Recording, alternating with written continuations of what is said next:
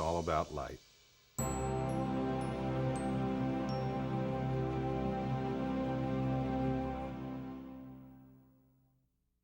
Who is Thomas Kinkade?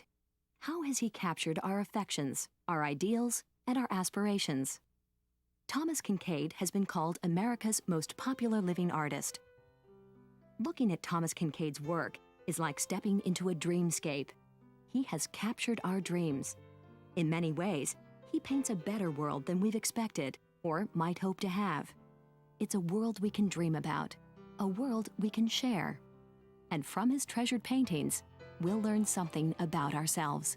When I look back on, Tom's life and in my conversations with him, I realized from the time that he was actually quite small, he began to have a vision, and he began to set his course to accomplish that vision. And really, today, much of what Tom is doing is a fulfillment of the original vision instilled there in his childhood. And now he's working out that vision to a larger world. This was his life. This was his main interest from the very, very beginning. When he, of course, you knew when he was very young. I guess it was his second grade teacher that told me that he would be a great artist one day, and I couldn't believe it, but I was thrilled for him. And his sister and I and his brother encouraged him. My first remembrance of Tom were him drawing and being an artist. You'd go to Tom and say, "Hey, Tom, let's go outside and play kickball. I want to go do things outside." He goes, "No, I got to draw. I'm an artist." And I said, "Tom, you're 5 years old. Lighten up. You can go outside." I mean, he'd eventually go outside and play, but the bottom line is he did have this real insight into who he was and what he was, and you can trace that throughout his entire existence. My brother Tom was always someone who was very focused and who knew what he wanted to be at a very early age. He could have been a doctor, he could have been a lawyer, which were the things that kids then wanted to do because that's where money was made. But Tom was insistent that art was going to be his life. Even if he failed, even if he didn't make any money, he was going to be an artist. When you talk about somebody who's, Horatio Alger of the art world or rags to riches, Tom, he really is self-made. When I knew him, he had no money at all. The journey at times has been very rocky and uncertain, and one of the things I admire most about Tom is his ability to not let that dissuade him from the goal, the vision that he's had. Tom had it all together right from the start. I think he knew where he was going. If it took working 7 days a week, he was going to get there, and I admired that in him. It's a real problem, especially with artists. He seemed to have such a zest for life, such a wanting to live to the fullest. I think he made the best advantage of his life, whatever it offered him in the beginning. I never, ever thought that Tom came from any type of a background that in any way inhibited him in his love for beauty. I'm amazed at how dedicated he is, how hard he works. I don't think I've ever seen that before in another artist or in anyone in any other line of work. Tom is painting the art for the people.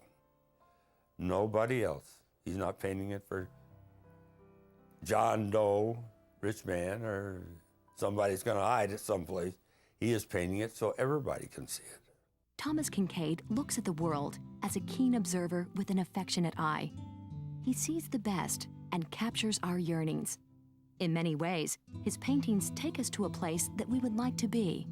I suspect that Thomas Kinkade paints the place that we would like to be forever.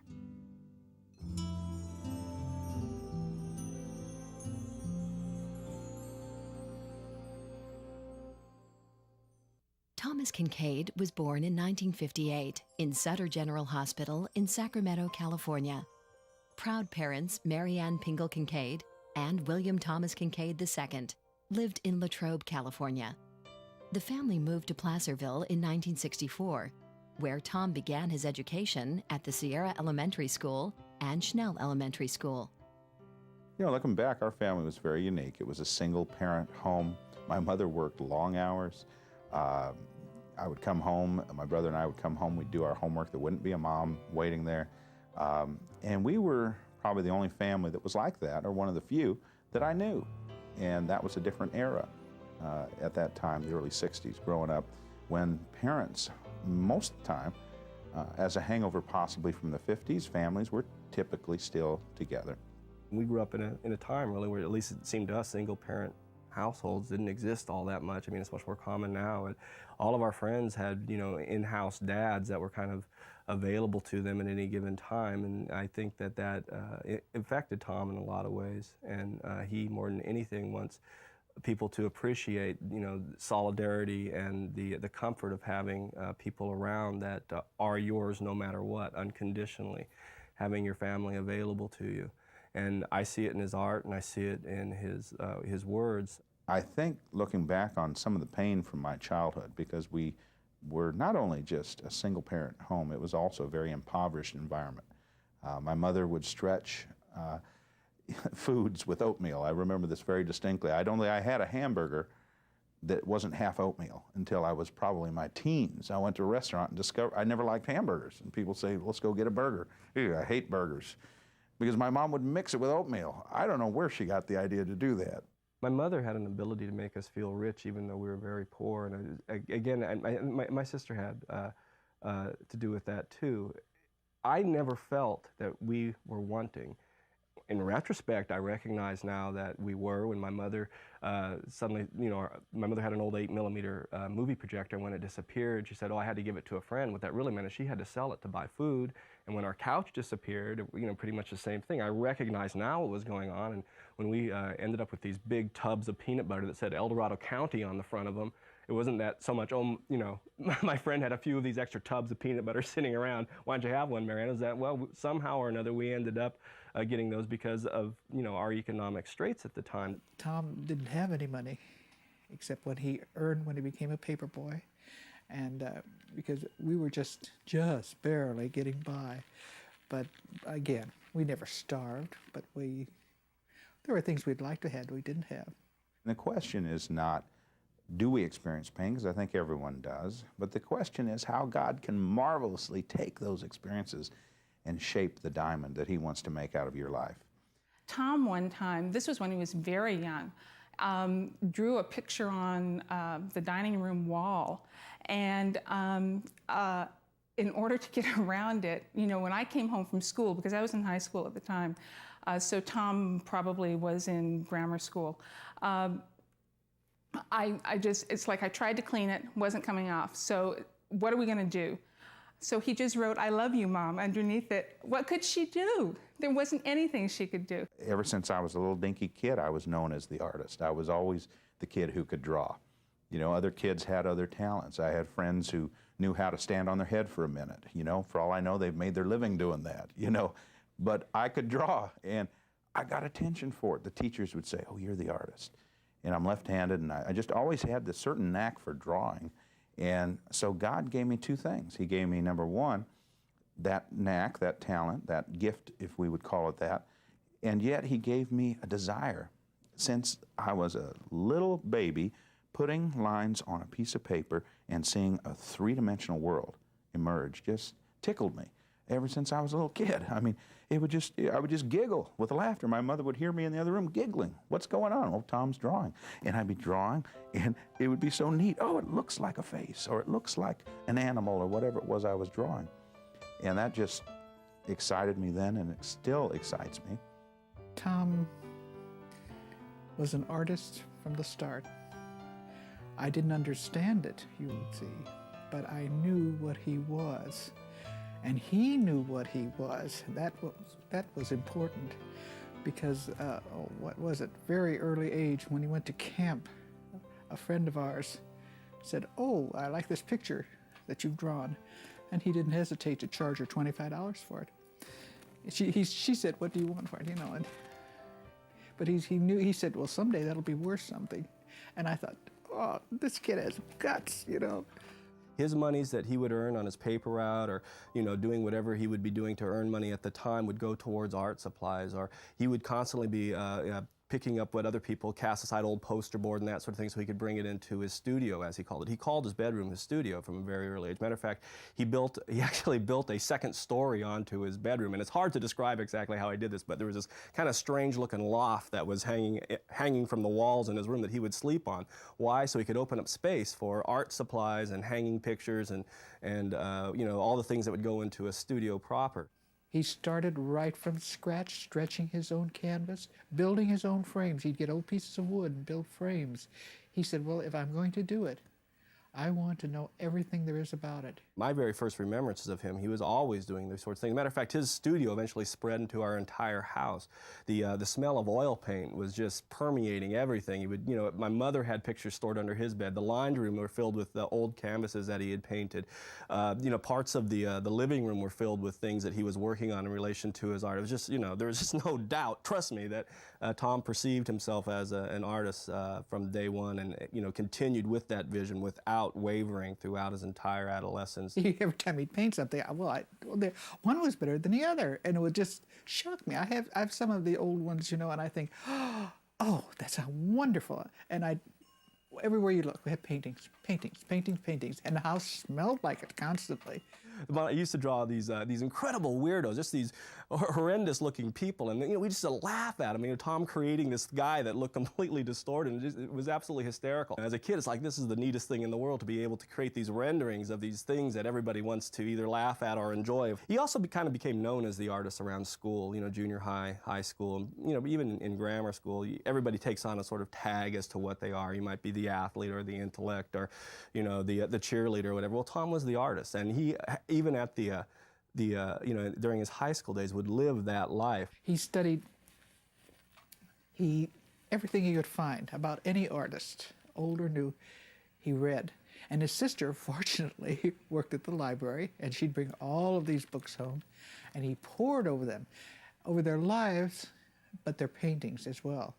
He just, any artist, anything, and he just went so deep into their lives. He could tell you what made them what they were, and he wanted to be like them, and he, you know, tried to emulate everything they did and their lifestyle, and I thought it was very remarkable for a young man, especially, you know, 14, 15 years old. He very quickly developed himself, and also developed connections, if that makes any sense, because we were real fortunate to have, while Tom was in high school, Glenn Wessels living, you know, just one house down from us, and with his studio, and he was able to go over and really absorb a lot of knowledge that way. And Glenn was he was retired, and he was old, and he loved his work, but he wasn't as active as he might have been. And he took an interest in Tom, and Tom said, I'd like to see your studio. And so Glenn took him back to this big old barn where the studio was, and Tom loved it. He ate it up, and he would go over and clean the barn up, and just clean up for him, anything, just to hang around and watch what he was doing. Here I am, a 12-year-old kid without a dad in the home. You know, no male role model to speak of. And God brought me a role model. He brought me this man who came to our town. He retired after his wife had died, and he was a college professor of art. He retired and built a studio 100 feet from my house. Little dinky small town up in the mountains of California. Here comes this internationally known artist and builds a studio, a stone's throw away from where I live. And I became his apprentice. More than an apprentice, I became his friend. He was 80 years old at the time. He's a wonderful, dear old man, and he brought me in and he taught me about life and about art. I've never met anyone in my life that was as focused as him from the beginning. I mean, I think in the very first conversation I ever had with him, you know, he told me that he was a painter, and, you know, I know Boy State, he told me all about Glenn Wessels and about, you know, that's what he wanted to do. I remember going to museums with him very early on in our friendship. He did, you know, he was always drawing and sketching. He earned any success he has by the grace of God. He has earned it because he has worked hard at it. It wasn't just, some kids say, yeah, well, he had the talent. He developed the talent. He found the inside of him, and he developed it. And he worked at it, and he read, and he practiced, and he did everything he could to improve. He didn't stop for a minute. And talent is talent, but you still have to, I still maintain you have to work. You have to work at it. The children being raised in divided homes, it's large today. And I believe that Tom gives a message of hope to these people. He gives a message that there is a future. We live in an age of apathy to some degree right now. And I think Tom lifts them from the age of apathy. And he says, there is value and there is hope, and your children can do something in the world that's significant. And they need to go on. And I believe his message is very relevant to our culture in relationship to our children. Tom rejects the idea of art for art's sake. He firmly believes that art serves larger ends than that. It would be a mistake to imagine that because he doesn't paint portraits, he doesn't care about people. Quite the contrary.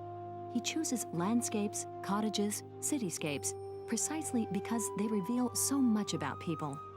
The best portrait of a family can be the home that it lives in, or the garden that it cultivates. And the best portrait of a nation can be the look and the life of its cities and villages. It's as simple as that. I think that Thomas has kicked into a mainstream feeling. A lot of times art can be a little frightening to people. Tom's art is never ever frightening. You feel like you know the man, you feel like you know what he's saying in his artwork, and you want to be part of that. A lot of the people who collect Tom's artwork or who bring Tom's worlds into their home are people who've never thought about art before. They've never even considered themselves as art buyers. His artwork cuts through all the clutter of media, the internet, the television, all those things that clamor for your attention when you walk inside the house. Looking at a Thomas Kinkade painting, understanding who the artist is, where his heart, what his mission is, helps you cut through all that clutter. It gives you that silent and that peaceful respite for the day, that you know you can go back out into that busy world, that noisy world that wants your heart, time, money, and dollars, and make a difference. I remember when I got exposed to Tom's art for the first time. I was standing there before one of his paintings, Home for the Holidays. And all of a sudden, it brought back memories of my own childhood. And my wife knows that I'm usually on the go all the time. And for me to stand in any one place for 15 minutes and just observe a painting, it had such an impact on me that that was the first piece of art that I acquired. And I can sit before that painting, have a cup of tea, and just enjoy a world that I actually grew up in. And that means a lot to me to be able to have that kind of world in my house. Tom, that I know, is definitely a romantic. I wish that everyone had the ability to see around them with Tom's eyes, with his insight. Everything is just a little better with him. The skies are just a little bit more colorful. The detail that he remembers, that he sees, that he puts in, it draws you to a higher state. Tom always has put things in the best possible light he could. The paintings are a landscape of language. They are a language all their own. I mean, for example, you look at a painting like Garden of Prayer or Springgate, and you know, Springgate, well, it's a roadway going up into the distance, but it's really not a road. It's a message about an invitation, about the gate that lies open before us, and about the path of life, so to speak, the journey of life as we go around corners and find the unexpected. Or a painting like Bridge of Faith is to me very symbolic of facing obstacles in our life, that stream that comes down, and you need to cross those obstacles, and your faith is what gets you through.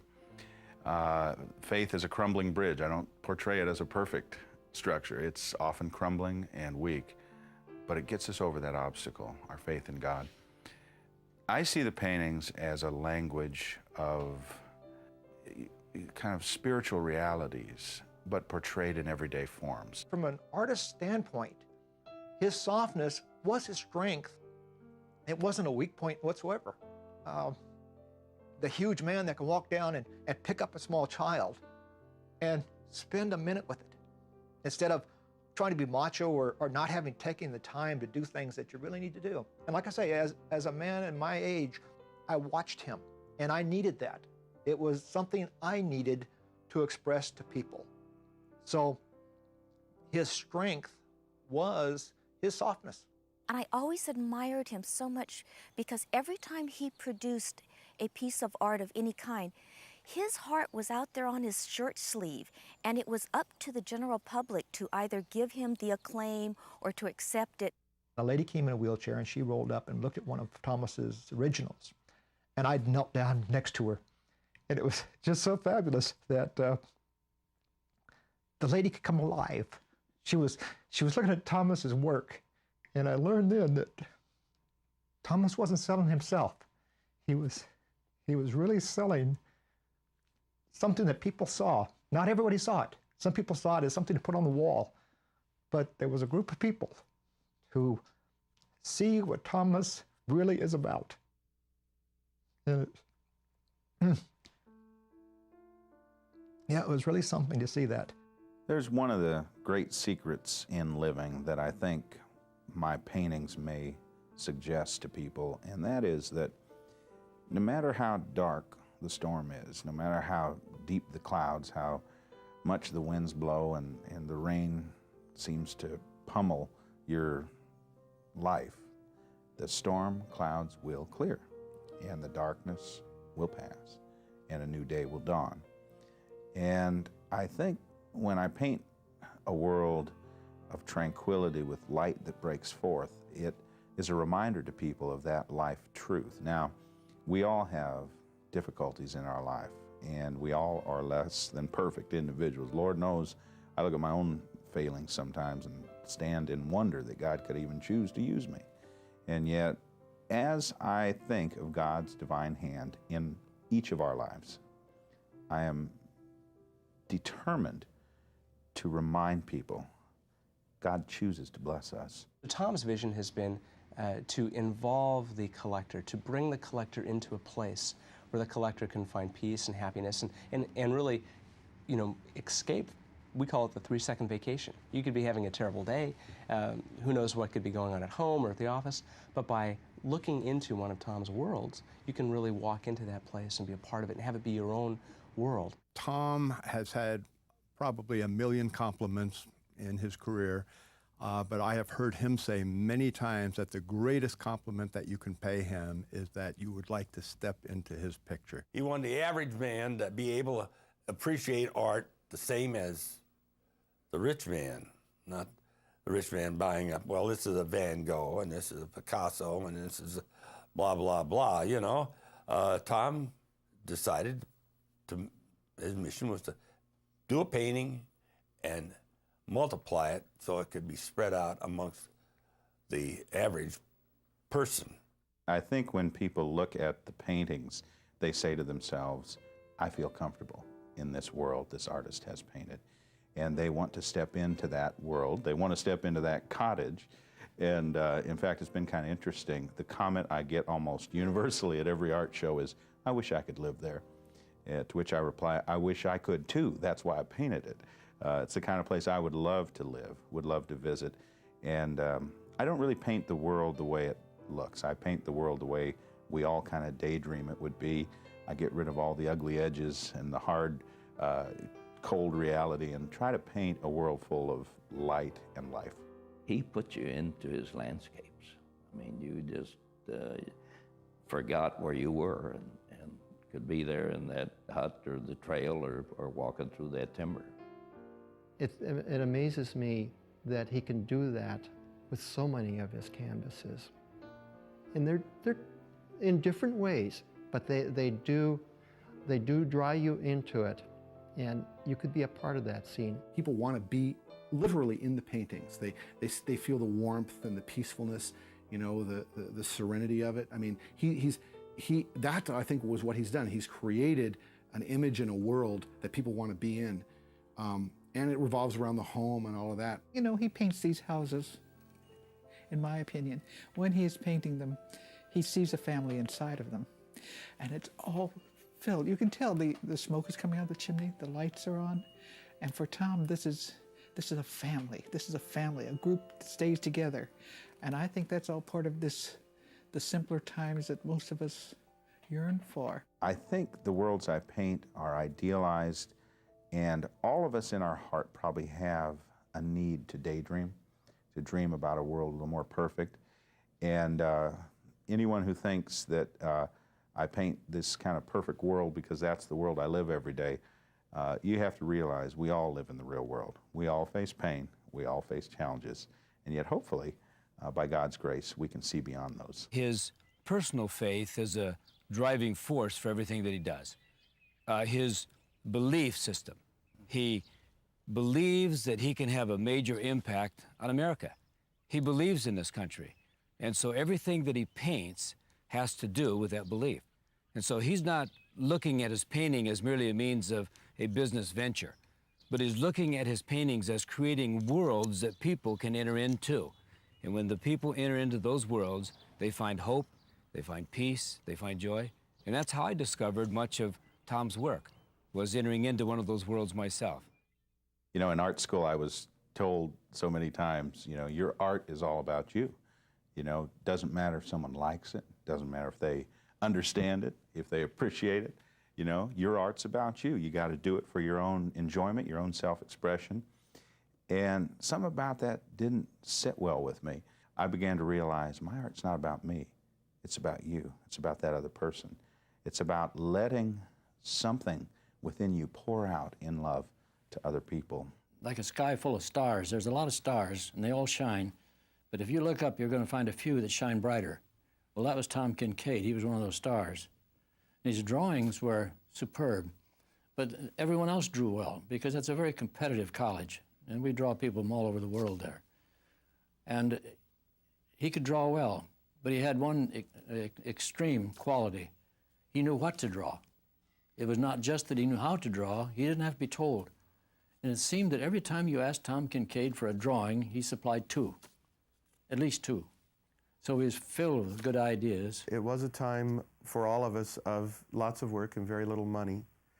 And in seeing Tom go from being an art student into seeing him actually get started as a painter, I saw that there were two things that really put him over. One of them was the ability to work long and hard and just stick with it. And the other was a willingness to get out and promote himself. He and Jim turned out virtually all of the actual production backgrounds for the movie Fire and Ice.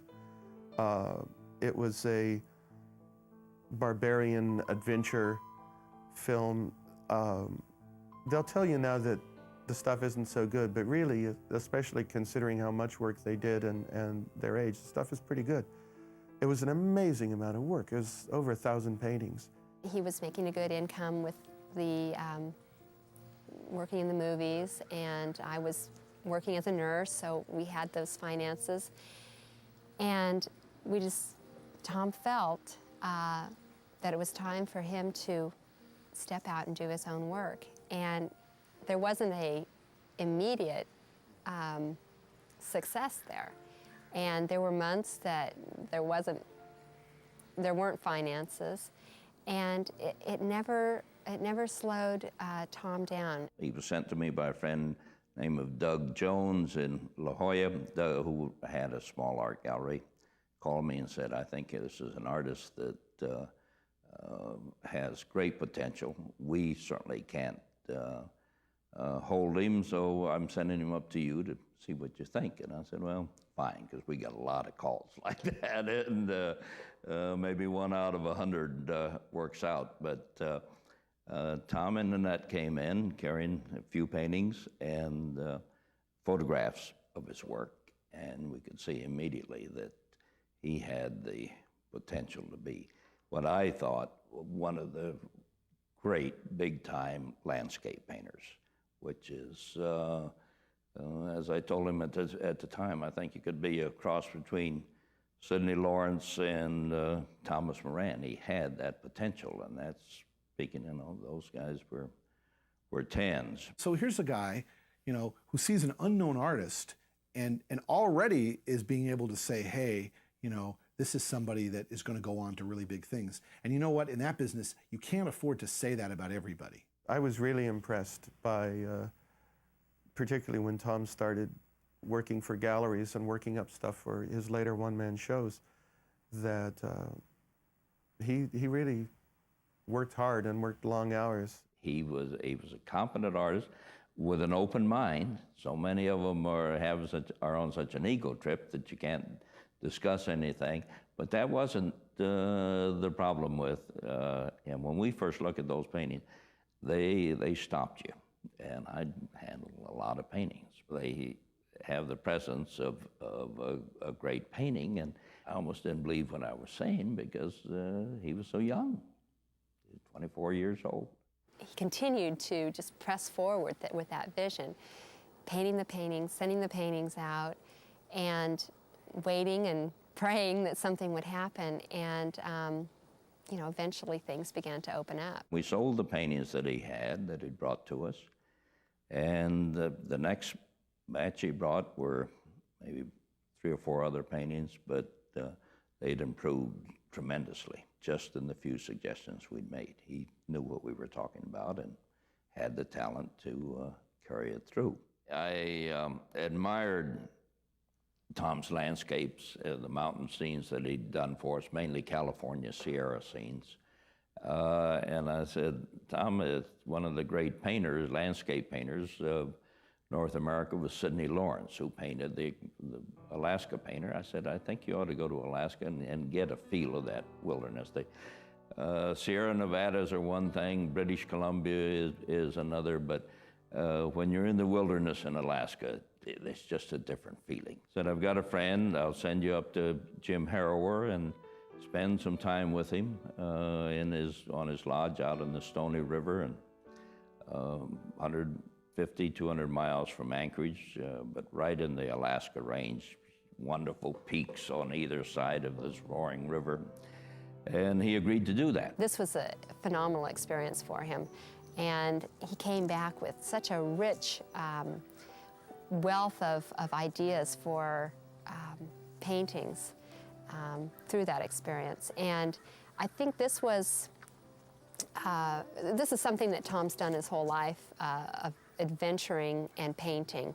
It started, as a kid, he'd hike and sketch, and of course the trip that he and Jim Gurney took, where they went across country and painted and sketched across the United States. But this type of fueling of his art through experience has been a big part of his art. I think Tom, more than a lot of artists, realized very early on that to be successful as an artist, your work has to sell. It doesn't matter if you create the world's greatest painting and spend thousands of hours on it. If no one's going to buy it, you're never going to get to the next step. He always knew that. So our first show was a sellout. From then on, I didn't have to call anybody. If there was a Kinkade show, there were people just swarming into the gallery, and in an hour's time, everything was sold. Of course, Tom would be there. He believes in himself, and he's vibrant, and he makes people feel good. They want his paintings. Family, first and foremost, means the wife and children who play such a vital role in Kinkade's life, as in his art.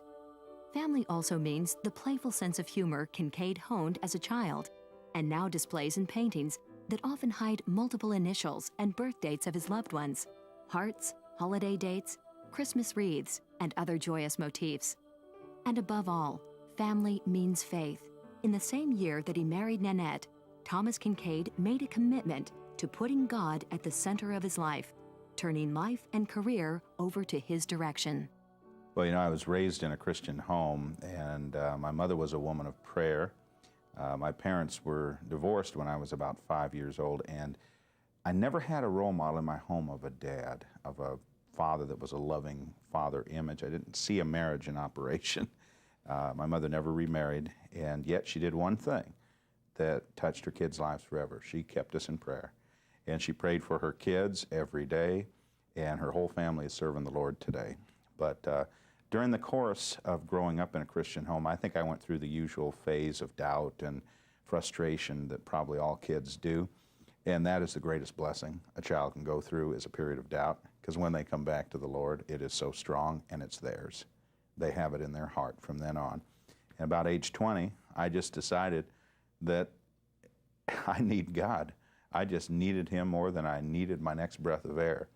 And when I reached that point in my life, I always say, when I got saved, my art got saved. And that was the point at which God's light began to infuse my paintings.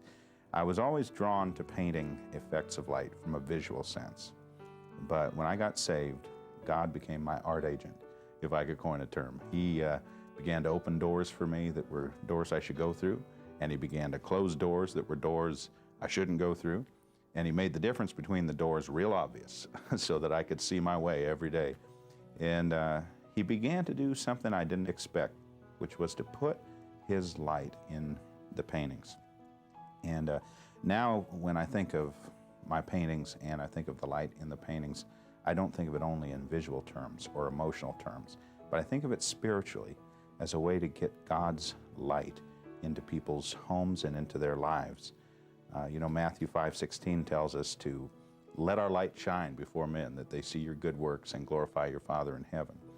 And if there is anything good in these paintings, my prayer is that they will glorify our Father in heaven.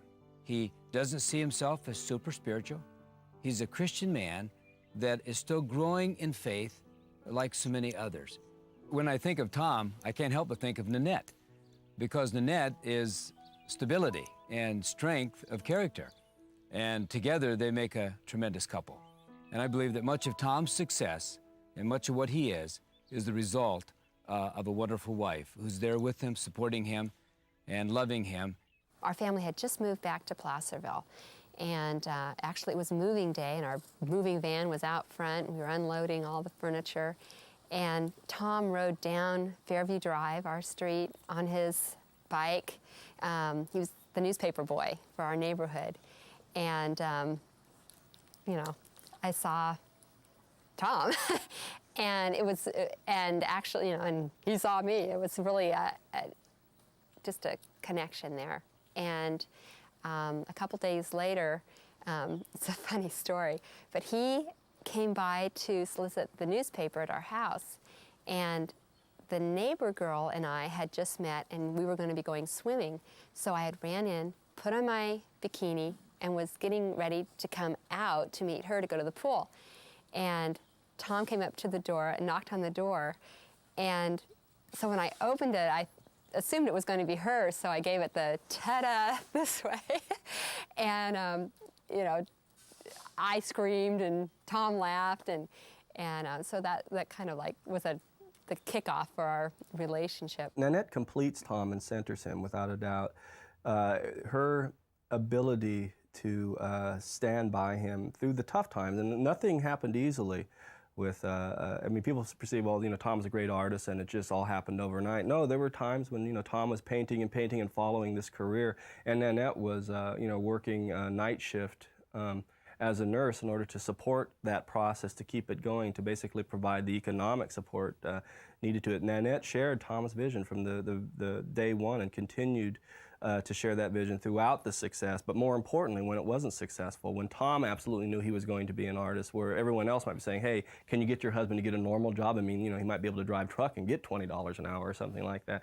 You know, Nanette would have none of it. So she absolutely complimented him in his vision and centered him in terms of his life. She is absolutely perfect. She's perfect for him. She supported him in the beginning when he was just struggling, and she worked.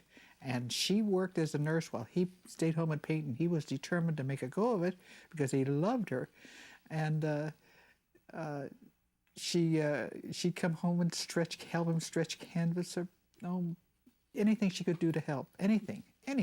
She helped him fully appreciate the importance of home in that regard, because Nanette became home for Tom, and sort of the vision of their life together became his ideal for what it would be to be a family and have children and remain bonded as a man and wife and what have you. So it probably really crystallized that vision of family for him more than anything, having Nanette there for him, even in his mind early on when they weren't married. He nonetheless presumed he would eventually be married to Nanette. That was going to be family. That was going to be home. That was going to be his life.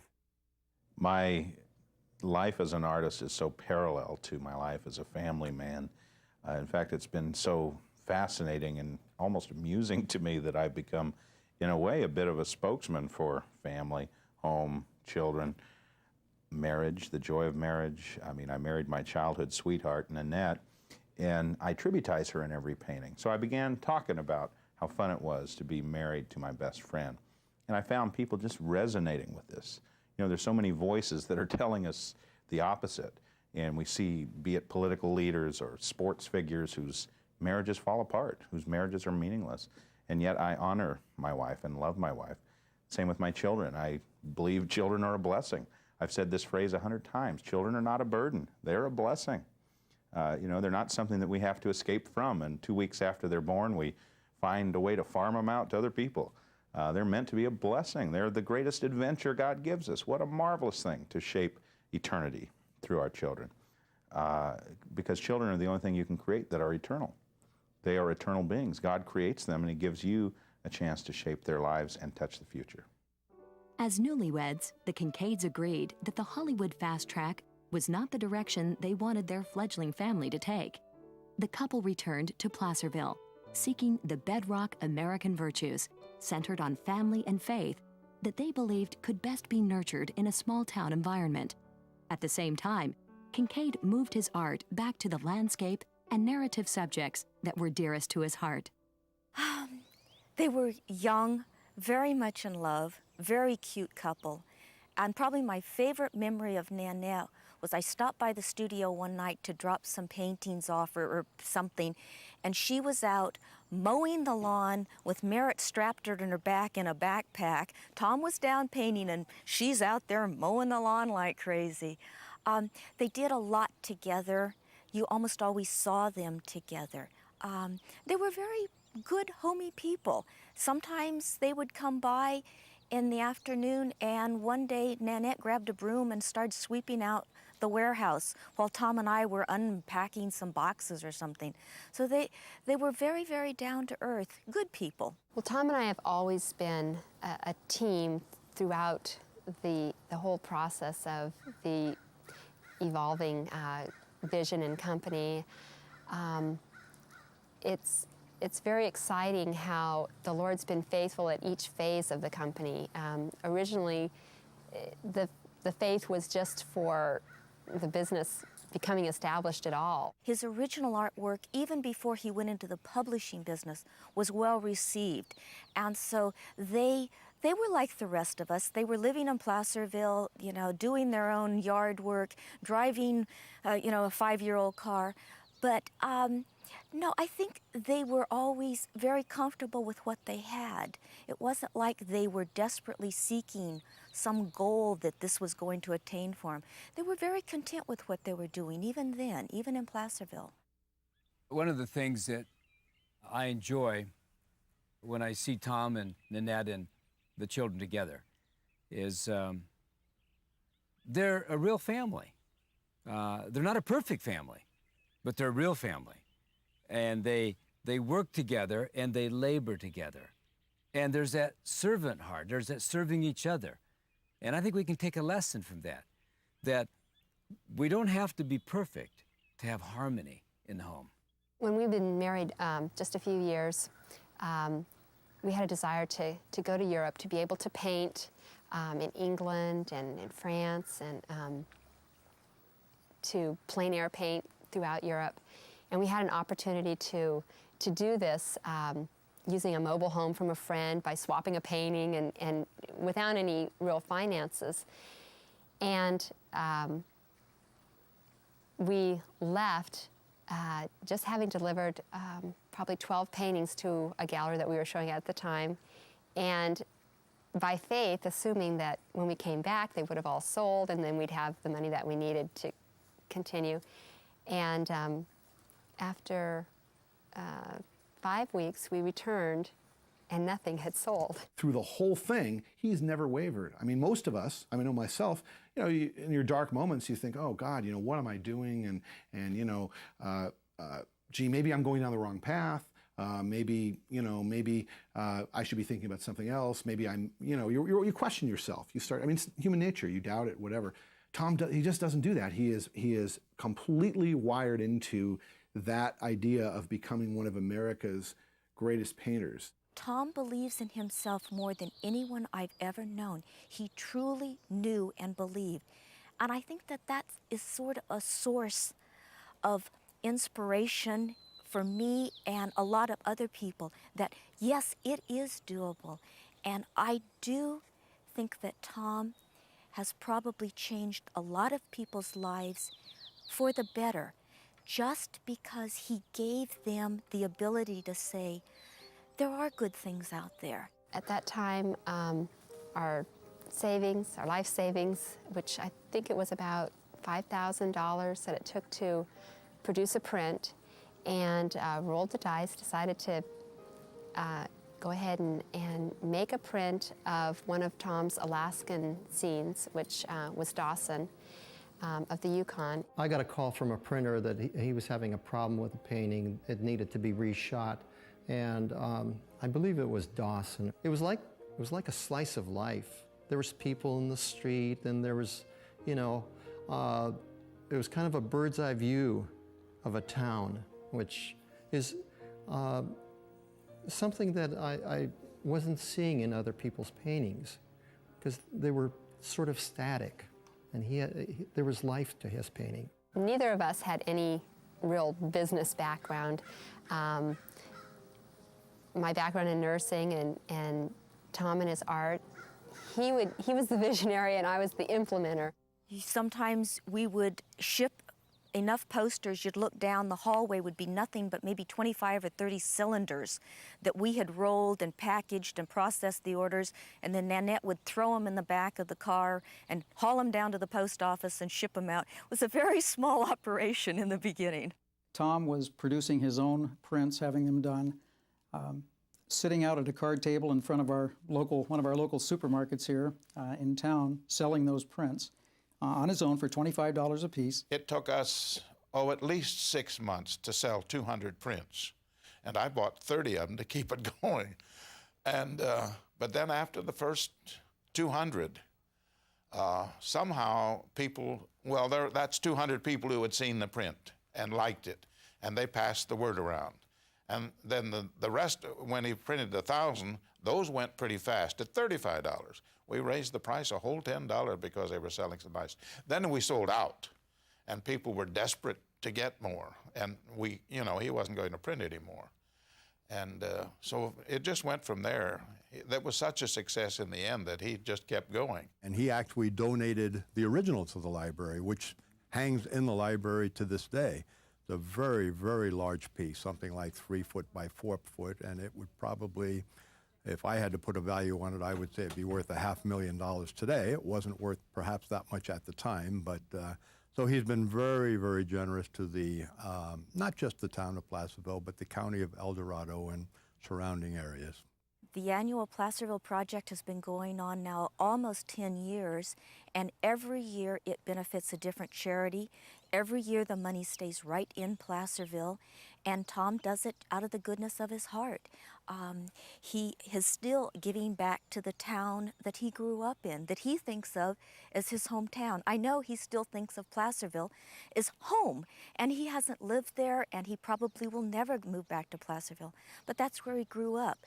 And his English teacher is still there at the high school, and you can go into the county library and see one of his early works.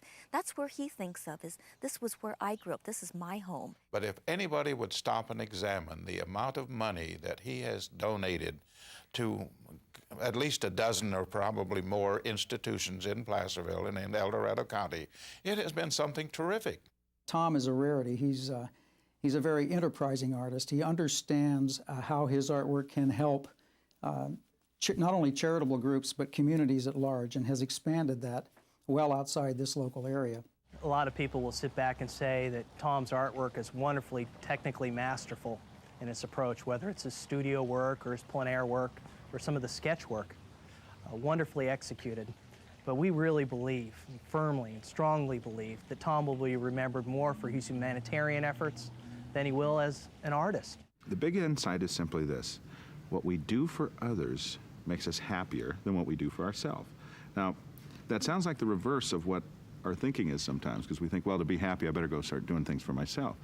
But in fact, having that heart of a servant is the greatest form of joy there is. Tom has become an inspiration for not only young aspiring artists, but he's become an inspiration to other young men and women who see Tom as setting a standard that's higher than what we've been accustomed to.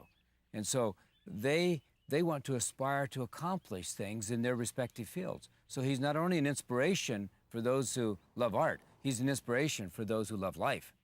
For Thomas Kinkade, as for most artists we come to care about, talent is only chapter 1. Beyond the question of facility are the issues of quality, of values, of wisdom, if you will. That is particularly true of an artist like Kinkade, noted for his generosity of spirit, who shares his experiences, his enthusiasms, his humor, his beliefs, his faith in his art. He's going to continue to paint throughout his life. If his work is at this level now, I can't begin to imagine where it's going to be in the future. He's a young man. He really hasn't reached his peak. When you consider 40 to 60 is pretty well the area he's just coming into his prime. So I know it's hard to imagine, but he will keep improving. Tom does believe, truly in his heart, that his work can touch everyone's life. He believes that it can enrich their life. Even, I mean, I think he's realistic. He doesn't expect that people's whole lives are going to change because they have a Kinkade painting on their living room wall. But I think he believes that he can be a part, even if it's a very small part, of that world.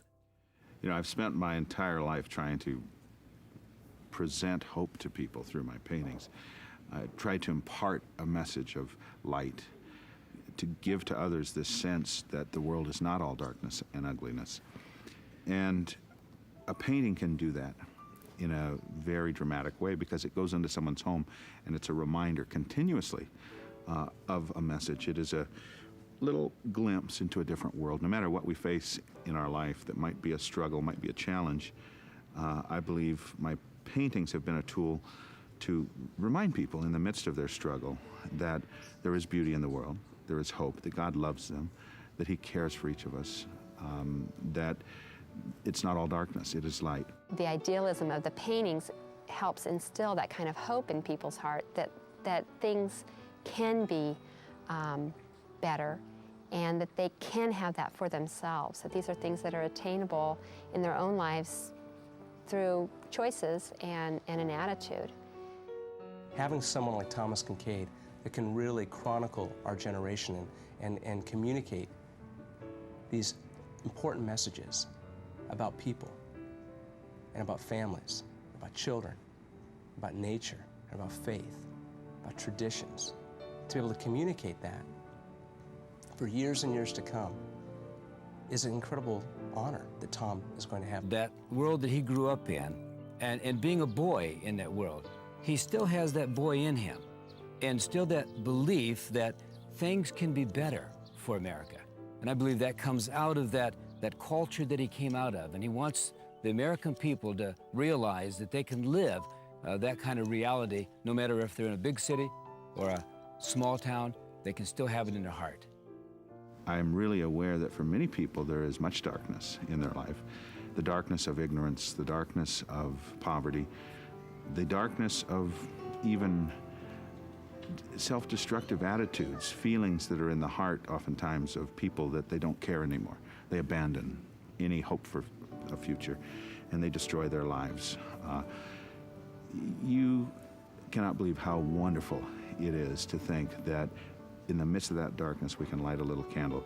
If I spent my time cursing the darkness, it would be fruitless. We could sit around and say poverty is a horrible thing and curse all these social evils that we see and rant and rave about them, but that would do little good.